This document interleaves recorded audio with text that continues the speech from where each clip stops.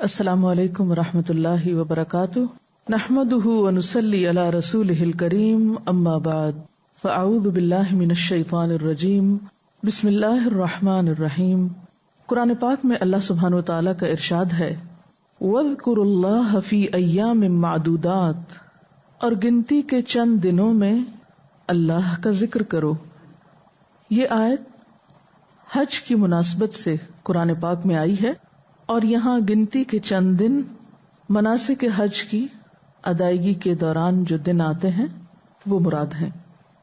ایک اور جگہ پر آتا ہے وَاذْكُرُوهُ كَمَا هَدَاكُمْ، اور اس کا ذکر کرو، اس کو یاد کرو جیسا کہ اس نے تمہاری رہنمائی کی ہے۔ یعنی اللہ کے ذکر میں بھی اللہ تعالی کی دی ہوئی رہنمائی کو مد نظر رکھنا بے حد ضروری ہے۔ وہ رہنمائی کیا ہے؟ اس کے لیے ہم رسول اکرم صلی اللہ علیہ وسلم کے اسوہ حسنہ کو دیکھیں گے، کیونکہ قرآن پاک میں اللہ سبحانہ وتعالیٰ فرماتے ہیں قُلْ إِن كُنتُمْ تُحِبُّونَ اللَّهَ فَاتَّبِعُونِي يُحْبِبْكُمُ اللَّهُ وَيَغْفِرْ لَكُمْ ذُنُوبَكُمْ، کہہ دیجئے کہ اگر تم اللہ سے محبت رکھتے ہو تو میری پیروی کرو، اللہ تم سے محبت کرے گا اور تمہارے گناہوں کو معاف کر دے گا۔ تو ذکر کرنے کے معاملے میں بھی ہمیں نبی صلی اللہ علیہ وسلم کی اطاعت کرنا ہے، آپ کا اتباع کرنا ہے، اور یہ دیکھنا ہے کہ آپ نے مختلف مقامات پر کیا ذکر کیے۔ تو آج ہم حج کی مناسبت سے کچھ مسنون اذکار کا ذکر کریں گے۔ سب سے پہلے تو جو شخص گھر سے جا رہا ہو، یعنی حاجی جو حج کرنے کا ارادہ رکھتا ہو، جب گھر سے جانے لگے تو گھر والوں کے لیے دعا کرے۔ قدرتی بات ہے، جب انسان اپنے گھر والوں سے جدا ہوتا ہے تو ان کی فکر بھی ہوتی ہے اور اداسی بھی ہوتی ہے، تو ایسے موقع پر ذکر سکھایا گیا۔ ابن ماجہ کی روایت میں آتا ہے استودعکم اللہ الذی لا تضیع ودائعہ، ترجمہ ہے اس دعا کا، میں تمہیں اللہ کے سپرد کرتا ہوں جس کے پاس رکھی گئی امانتیں سلامت رہتی ہیں۔ یعنی گھر والوں کو انسان اللہ کے سپرد کر کے روانہ ہو تاکہ اسے بار بار پیچھے کی فکر نہ ہو۔ پھر گھر والوں کے لیے بھی آتا ہے کہ وہ بھی جانے والے کو دعا دیں۔ وہ کیا کہیں؟ ترمذی کی روایت میں آتا ہے استودع اللہ دینک و امانتک و خواتیم عملک، میں تمہارا دین، امانت اور آخری عمل اللہ کی حفاظت میں دیتا ہوں، یعنی جاتے ہوئے تمہیں یہ دعا دیتا ہوں کہ تم اللہ کی حفاظت میں رہو، اپنے دین، امانت اور اعمال کی سلامتی کے ساتھ۔ جب گھر سے نکلے تو یوں کہے، ابو داؤد کی روایت ہے بسم اللہ توکلت علی اللہ لا حول ولا قوۃ الا باللہ، اللہ کے نام کے ساتھ میں نے اللہ پر توکل کیا، نہ کسی کو نیکی کرنے کی قوت ہے اور نہ برائی سے بچنے کی طاقت ہے مگر اللہ کی توفیق سے۔ اور یہاں پر آپ دیکھ رہے ہیں کہ نکلتے وقت اللہ کے بھروسے پر نکلا جا رہا ہے، بسم اللہ، اللہ کے نام کے ساتھ، اس کی مدد کے ساتھ، توکلت علی اللہ، میں اللہ پہ بھروسہ کرتا ہوں۔ کس معاملے میں؟ کہ میرا یہ سفر بخیر گزرے۔ پھر اسی طرح ایک اور دعا بھی ہے، مشکات کی روایت ہے اللہم انی اعوذ بک ان اضل او اضل او اظلم او اظلم او اجہل او یجہل علی، یا اللہ میں تیری پناہ مانگتا ہوں اس بات سے کہ میں گمراہی اختیار کروں یا کوئی مجھے گمراہ کرے، میں کسی پر ظلم کروں یا کوئی مجھ پر ظلم کرے، میں کسی کے ساتھ نادانی سے پیش آؤں یا کوئی میرے ساتھ نادانی سے پیش آئے۔ کیونکہ جب انسان گھر سے باہر ہوتا ہے تو اسے طرح طرح کے حالات اور واقعات کا سامنا کرنا پڑتا ہے، اور بسا اوقات انسان مشکلات کا شکار بھی ہو جاتا ہے، تو یہ دعا بھی حفاظت کی دعا ہے۔ پھر سواری پر بیٹھتے وقت، خواہ گاڑی ہو، جہاز ہو، جب ایک انسان سواری کے لیے رکاب پر پاؤں رکھے یا سیڑھی پر قدم رکھے یا گاڑی کے اندر پاؤں رکھے تو اس کی ابتدا بسم اللہ سے کرے۔ پھر 3 مرتبہ الحمدللہ کہے، یعنی اللہ کا شکر بجا لائے۔ 3 مرتبہ اللہ اکبر، اللہ کی بڑائی بیان کرے۔ پھر جب سواری پر بیٹھ جائے تو سبحان الذی سخر لنا ھذا وما كنا له مقرنین وَإِنَّا إِلَىٰ رَبِّنَا لَمُنْقَلِبُونَ، یہ دعا پڑھے۔ اس کا ترجمہ ہے، پاک ہے وہ ذات جس نے اس سواری کو ہمارے لیے مسخر کر دیا، حالانکہ ہم اس کو قابو میں نہیں لا سکتے تھے۔ مثلاً اگر آپ جہاز پر بیٹھے ہیں تو جہاز کی وسعت اور جہاز کا حال حلیہ دیکھ کر انسان بعض اوقات سوچتا ہے کہ کس طرح یہ زمین سے اتنی بوجھل چیز اٹھے گی اور کس طرح فضا میں اڑ کر پھر ہمیں منزل مقصود تک پہنچائے گی۔ اور عموماً جہاز میں بیٹھنے والے کسی نہ کسی پریشانی کا ضرور شکار ہوتے ہیں اور یہ خیال دل میں ضرور آتا ہے کہ ہم خیریت سے مقام پر پہنچ جائیں، منزل تک۔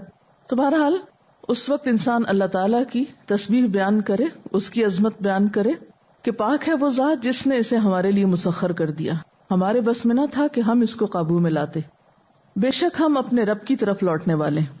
اچھا، سفر ایک ایسی چیز ہوتی ہے کہ جس میں انسان کو موت ضرور یاد آتی، یہ خیال دل میں ضرور آتا ہے کہ پتہ نہیں واپس بھی آتے ہیں کہ نہیں، خدا نخواستہ کوئی ایسا حادثہ یا کوئی ایسی چیز نہ پیش آ جائے کہ جس سے واپس لوٹنا مشکل ہو۔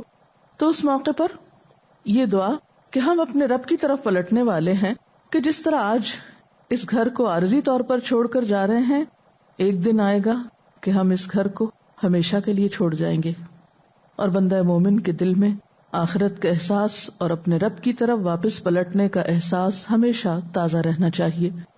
اسی طرح ایک اور بہت خوبصورت دعا ہے، اللہم انا نسألک فی سفرنا ھذا البر والتقوى ومن العمل ما ترضى اللہم ہون علینا سفرنا ھذا واطو عنا بعدہ اللہم انت الصاحب فی السفر والخلیفۃ فی الاہل اللہم انی اعوذ بک من وعثاء السفر وکآبۃ المنظر وسوء المنقلب فی المال والاہل۔ اگرچہ دعا کچھ لمبی ہے لیکن اس کا معنی بہت ہی خوبصورت ہے۔ اے اللہ، ہم اس سفر میں آپ سے نیکی، تقوی اور ایسے عمل کا سوال کرتے ہیں جو آپ کی پسند کا ہو، یعنی ہم جس کام کے لیے جا رہے ہیں تو اس سے راضی ہو جائے۔ اے اللہ، ہم پر سفر کو آسان کر دیجئے اور اس کی دوری کو لپیٹ دیجئے۔ اے اللہ، آپ اس سفر میں ہمارے ساتھی ہیں اور ہمارے اہل و عیال میں ہمارے خلیفہ ہیں۔ اے اللہ، میں سفر کی تکلیف سے، برے منظر سے اور اپنے اہل و عیال میں بری حالت کے ساتھ واپس آنے سے آپ کی پناہ طلب کرتا ہوں، یعنی راستے میں بھی سلامتی رہے اور پیچھے اہل و عیال بھی خیر عافیت سے رہیں۔ یہ دو چیزیں، یہ دو فکریں ہوتی ہیں انسان کو گھر سے نکلنے پر، اور اس دعا میں یہ دونوں باتیں بہت خوبصورتی کے ساتھ جمع کر دی گئی ہیں۔ اسی طرح انسان جب سفر کے دوران میقات پر پہنچ کر عمرے کی نیت کرے تو اللہم لبیک بالعمرہ کہہ کر دعا مانگے، میں حاضر ہوتا ہوں اے اللہ، میں عمرے کے لیے حاضر ہوتا ہوں۔ تلبیہ لبیک اللہم لبیک لبیک لا شریک لک لبیک ان الحمد والنعمت لک والملک لا شریک لک۔ میں حاضر ہوتا ہوں اے اللہ، میں حاضر ہوتا ہوں، میں حاضر ہوتا ہوں، آپ کا کوئی شریک نہیں، میں حاضر ہوتا ہوں، بے شک تعریف، نعمت اور ملک تیرا ہی ہے، تیرا کوئی شریک نہیں۔ تلبیہ کے بعد کوئی اور دعا بھی اور رسول اللہ صلی اللہ علیہ وسلم پر درود بھی پڑھا جا سکتا ہے۔ سفر میں اگر کسی جگہ رکنا پڑے تو اس وقت یہ دعا پڑھنی چاہیے، اعوذ بکلمات اللہ التامات من شر ما خلق۔ میں اللہ تعالیٰ کے تمام کلمات کے ذریعے ساری مخلوق کے شر سے اللہ کی پناہ مانگتا ہوں، کیونکہ انسان سفر میں جب کسی انجان جگہ پر رکتا ہے تو عموماً خوف کا شکار ہوتا ہے کہ کوئی چیز نقصان نہ دے، تو یہ دعا انسان کو سارے نقصانات سے محفوظ رکھتی ہے۔ پھر اسی طرح مکہ اور مدینہ میں داخل ہوتے وقت 3 بار کہیں اللہم بارک لنا فیہا، اے اللہ اس بستی کو ہمارے لیے مبارک کر دے۔ اللہم ارزقنا جناہا وحببنا الی اہلہا وحبب صالحی اہلہا الینا۔ اے اللہ اس بستی کی اچھی پیداوار کو ہمارا رزق بنا اور ہماری محبت ان بستی والوں کے دل میں ڈال دے، اور ان میں جو نیک لوگ ہوں ان کی محبت ہمارے دلوں میں پیدا کر دے۔ مکہ اور مدینہ کے قیام کے دوران انسان کو دن میں کئی بار مسجد جانا ہوتا ہے، تو مسجد میں داخل ہونے کے وقت دعا لازمی پڑھنی چاہیے۔ اس سلسلے کی مسنون دعا، دایاں پاؤں مسجد میں پہلے رکھنا چاہیے اور یہ دعا پڑھنی چاہیے، بسم اللہ والسلام علی رسول اللہ، اللہم اغفر لی ذنوبی وافتح لی ابواب رحمتک۔ اللہ کے نام سے داخل ہوتا ہوں، اللہ کے رسول صلی اللہ علیہ وسلم پر سلام ہو، اے اللہ میرے گناہ معاف کر دے اور میرے لیے اپنی رحمت کے دروازے کھول دے۔ پھر اسی طرح مسجد الحرام میں داخل ہونے کے بعد جب بیت اللہ شریف کو دیکھیں تو کوئی بھی دعا مانگ سکتے ہیں۔ یاد رکھیے، پہلی دفعہ بیت اللہ شریف کو دیکھنے پر جو دعا مانگی جاتی ہے وہ قبول ہوتی ہے۔ اس وقت آپ جو چاہیں مانگیں، لیکن اگر اپنے لیے، تمام مومنوں کے لیے، اپنے والدین کے لیے دعا مانگیں اور وہ بھی آخرت کی بخشش کی، تو یہ ایک بہترین دعا ہوگی۔ مثلا حضرت ابراہیم علیہ السلام کی دعاؤں میں سے ایک دعا جو ہم ہر نماز میں پڑھتے ہیں، رب اجعلنی مقیم الصلاۃ ومن ذریتی ربنا وتقبل دعاء ربنا اغفر لی ولوالدی وللمؤمنین یوم یقوم الحساب۔ تو اس میں دعاؤں کی قبولیت کی دعا بھی ہے۔ اس نیت سے آپ یہ مانگے کہ جو بھی یا اللہ میں دعا مانگوں اس کے بعد وہ قبول ہو، اور اس کے ساتھ مجھے بخش دے، میرے والدین کو بخش دے اور سارے مومنوں کو بخش دے جس دن حساب کتاب قائم ہو۔ تو یہ ایک بہت ہی خوبصورت دعا ہے۔ پھر اسی طرح طواف کی ابتدا میں بسم اللہ اللہ اکبر کہا جائے گا۔ طواف کے دوران سبحان اللہ والحمد للہ ولا الہ الا اللہ واللہ اکبر ولا حول ولا قوت الا باللہ العلی العظیم یہ پڑھ سکتے ہیں۔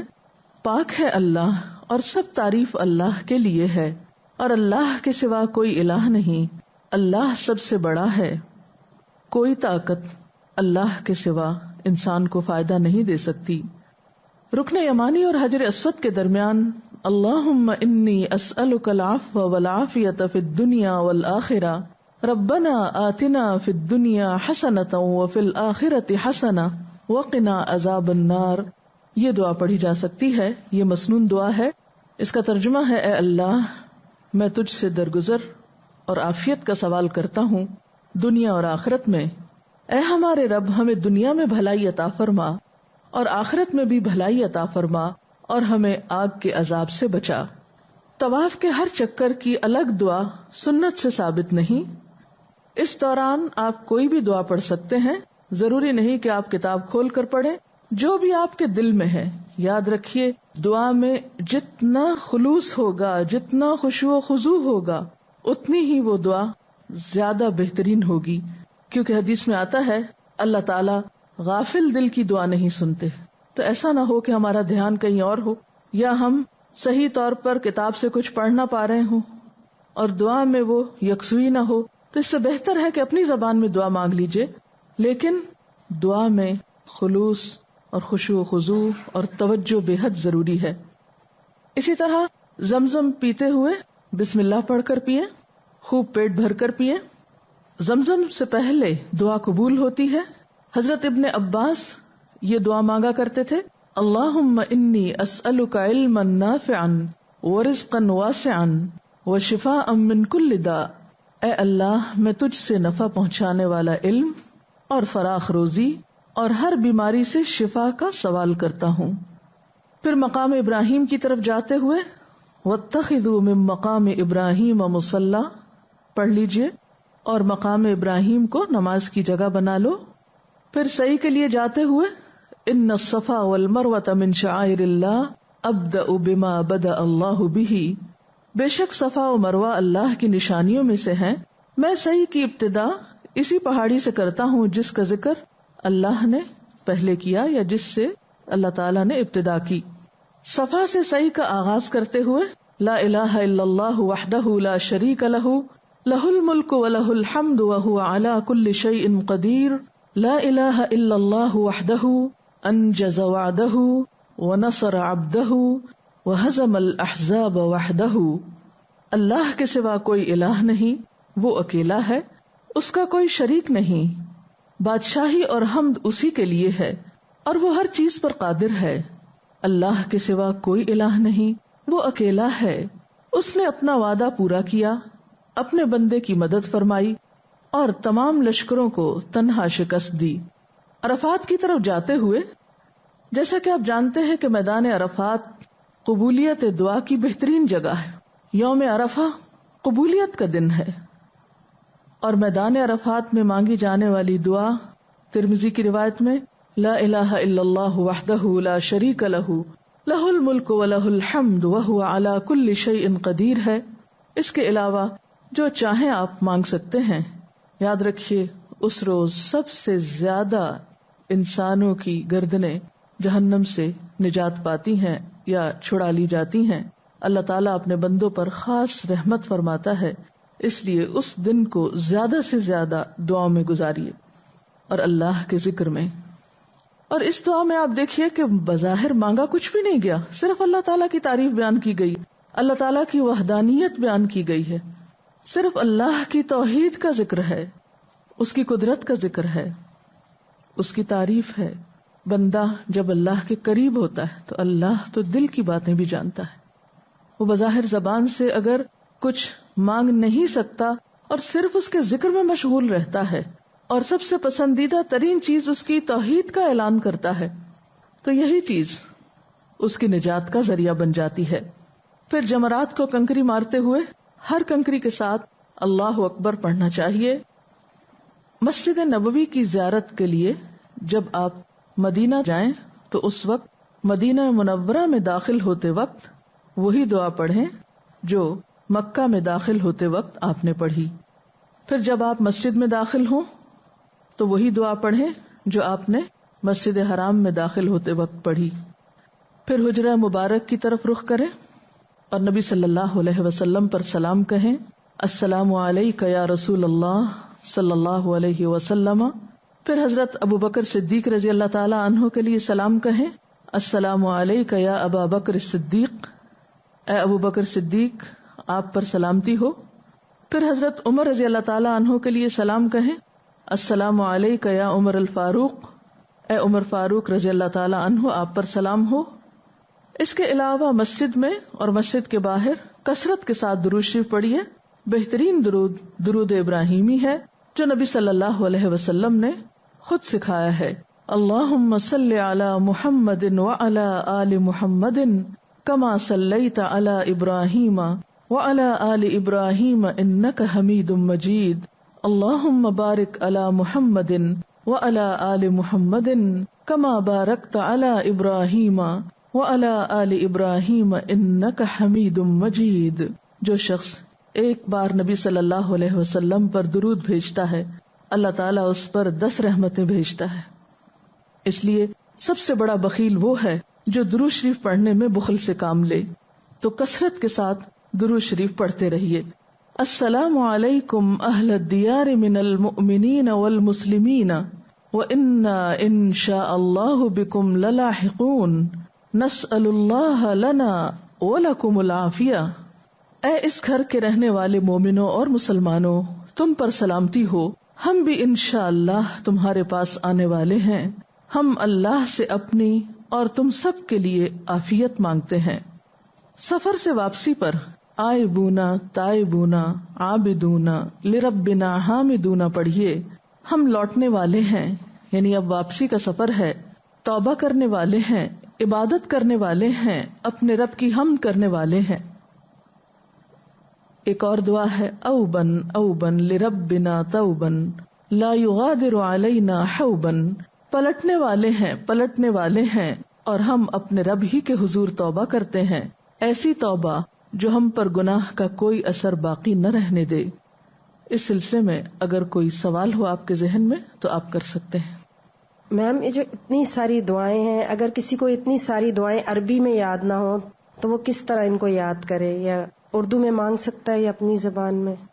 ایسا ہے کہ یہ دعائیں مانگنا افضل تو ہے کیونکہ نبی صلی اللہ علیہ وسلم کے الفاظ ہیں، آپ کا طریقہ ہے، لیکن بسا اوقات ہمارا حافظہ اتنا نہیں ہوتا کہ ہم سب یہ زبانی یاد کر سکیں، بعض اوقات عین موقع پر بھول جاتا ہے، تو ایسی صورت میں آپ اپنی زبان میں بھی دعا مانگ سکتے ہیں۔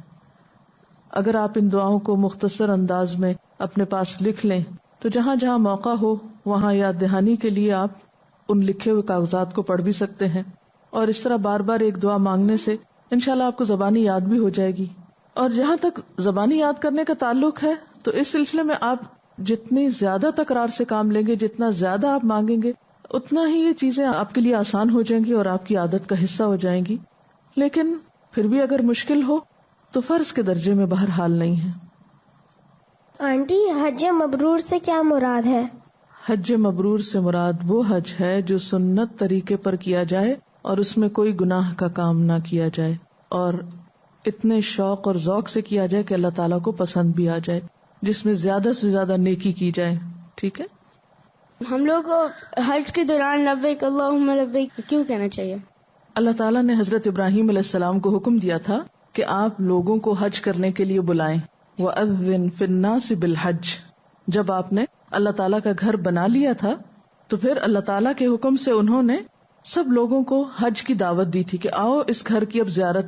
تو جب اللہ تعالیٰ نے ان کو حکم دیا کہ آپ اس طرح بلائیں تو انہوں نے کہا یا اللہ، یہ تو اتنی خالی جگہ پر ہے یہ گھر کہ کوئی نہیں آئے گا یہاں، کیونکہ کوئی سبزہ نہیں، کوئی پکنک پوائنٹ نہیں، بہت سخت گرمی ہوتی ہے وہاں، اور اس وقت تو کوئی آبادی بھی وہاں نہیں تھی، بالکل ویرانہ اور سنسان جگہ تھی. تو انہیں پریشانی ہوئی کہ کون آئے گا. تو اللہ تعالیٰ نے فرمایا کہ نہیں، لوگ آئیں گے، آپ بلائیں تو صحیح. دور دراز جگہوں سے آئیں گے، شوق سے آئیں گے. تو پھر کیا ہوا؟ انہوں نے پکارا اور لوگوں نے اس پر لبیک کہا. لبیک کا مطلب ہوتا ہے ہم حاضر ہیں، ہم آ رہے ہیں، ہم آئیں گے. اور جب حج شروع ہوتا ہے، جو ہی ہم احرام پہنتے ہیں تو ساتھ ہی ہم کہتے ہیں لبیک، میں حاضر ہو گیا، میں آ رہا ہوں. اللہ تعالیٰ آپ نے بلایا، حضرت ابراہیم علیہ السلام نے ہمیں پکارا، اور نبی صلی اللہ علیہ وسلم نے ہمیں اس پر عمل کر کے دکھایا، تو ہم بھی پورے ذوق، شوق اور محبت کے ساتھ آ رہے ہیں، اس لیے کہتے ہیں. پوچھنا چاہوں گی کہ یہ بات درست ہے کہ یوم عرفہ جو عرفات کا دن ہے، اصل حج وہی ہے؟ یعنی اگر کوئی عرفات کے دن حاضر ہو جاتا ہے تو اس کا حج ہو جائے گا؟ جی، اس لیے کہ نبی صلی اللہ علیہ وسلم نے فرمایا ہے الحج عرفہ، حج عرفات میں حاضری کا نام ہے، اور عرفات میں حاضری کے بغیر حج نہیں ہوتا. یعنی اگر کسی شخص نے باقی سارے کام کر لیے اور عرفات میں حاضر نہیں ہوا، جیسے اہل عرب جاہلیت میں کیا کرتے تھے کہ وہ اپنے لیے یہ ضروری نہیں سمجھتے تھے، یعنی خصوصاً قریش مکہ، کہ وہ عرفات تک جائیں. وہ سمجھتے تھے کہ باقی لوگوں کا وہاں جانا ضروری، ہمارا جانا ضروری نہیں. تو آپ صلی اللہ علیہ وسلم نے اس کی تاکید کی، اور وہ بھی زوال آفتاب کے بعد، یعنی جب سورج ڈھل جائے تو عرفہ میں حاضر ہونا ضروری ہے. لیکن اس کے ساتھ حج کا دوسرا رکن اعظم یعنی طواف زیارہ جو ہے وہ بھی ضروری ہے، تب حج مکمل ہوتا ہے. السلام علیکم. میں نے سنا ہے کہ آب زمزم عام پانی کی طرح بیٹھ کے نہیں پیا جاتا، کھڑے ہو کے پینا مسنون طریقہ ہے. جی ہاں، آب زمزم جب نبی صلی اللہ علیہ وسلم کو پیش کیا گیا تو آپ نے کھڑے ہو کر پیا. تو آپ ہی کی سنت کا اتباع کرتے ہوئے سب لوگ کھڑے ہو کر پیتے ہیں، اور کھڑے ہو کر پینا افضل سمجھتے ہیں. بیٹھ کر بھی پیا جا سکتا ہے، لیکن چونکہ نبی صلی اللہ علیہ وسلم نے حج کے موقع پر کھڑے ہو کر پیا تو اس لیے آپ کی پیروی میں کھڑے ہونا زیادہ بہتر ہے. ڈاکٹر صاحب، اگر کسی مجبوری کے تحت کسی خاتون کا طواف زیارت رہ جائے تو کیا اس کا حج مکمل ہو جائے گا؟ دیکھیے، طواف زیارت تو اہم ترین رکن ہے حج کا، اس کے کیے بغیر حج نہیں مکمل ہوتا. مجبوری گزرنے کے بعد اسے طواف کرنا چاہیے. السلام علیکم. مجھے یہ پوچھنا تھا کہ زمزم میں جو کفن بھگو کر لاتے ہیں وہاں سے، تو کیا یہ مسنون ہے؟ نبی صلی اللہ علیہ وسلم کی سنت سے ایسی کوئی چیز ثابت نہیں ہے، تو آپ صلی اللہ علیہ وسلم یا صحابہ کرام نے تو ایسا کوئی عمل نہیں کیا. اور ویسے بھی اگر دیکھا جائے تو پانی تو کپڑے کے خشک ہونے پر سب اڑ جاتا ہے، اس میں رہتا تو نہیں ہے. مدینہ منورہ میں درود شریف کے علاوہ اور کون سی دعا مانگی جا سکتی ہے؟ مدینہ منورہ میں درود شریف کے علاوہ تمام مسنون دعائیں مانگ سکتے ہیں آپ، لیکن اگر آپ کو وہ دعائیں یاد نہ ہوں اور آپ صرف درود شریف بھی پڑھنا چاہیں تو یہ بھی کافی ہو جائے گا. یعنی درود شریف بذات خود اتنی بڑی دعا ہے، اتنی زیادہ سعادت کی چیز ہے کہ اگر کوئی انسان کچھ اور نہیں مانگ سکتا اور وہ صرف درود پڑھتا رہتا ہے تو انشاءاللہ اس کی ساری حاجات پوری ہوں گی. السلام علیکم ورحمۃ اللہ وبرکاتہ.